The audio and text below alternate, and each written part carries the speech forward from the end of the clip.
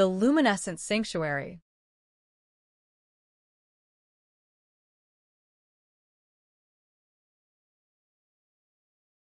On the edge of a vast, frozen wilderness, there stood a house unlike any other, a luminous beacon of warmth and wonder amidst the snow-kissed forest. This was Eloria, a sanctuary crafted by the visionary architect Elena Frost, who had sought to create not just a home, but a living work of art that harmonized with nature. Eloria was the kind of place where myths were born. The triangular windows glowed softly in the twilight, reflecting the hues of the icy lake that lay before it.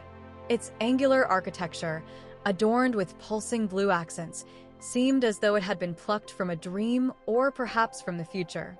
Snow clung to the great pines surrounding it, forming a protective cocoon of white, while the wind whispered secrets only the forest could understand. Inside the house lived a solitary artist named Corin. For years, Corin had sought inspiration, traveling to the ends of the earth in search of a spark that would reignite his fading passion. He had stumbled upon Eloria by chance, if one believes in chance.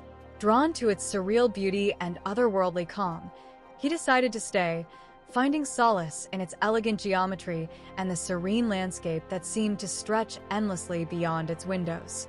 It was during his first winter at Eloria that Corin began to notice the peculiarities.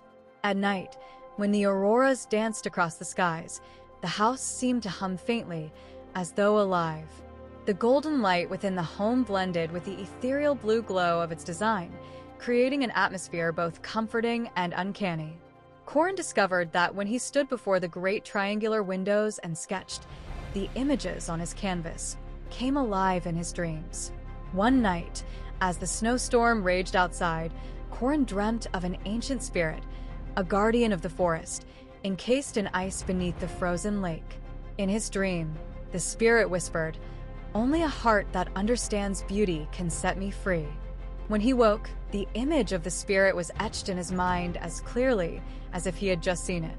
For weeks, Corin worked tirelessly, creating a masterpiece that captured not just the spirit's visage, but the very essence of its sorrow and longing.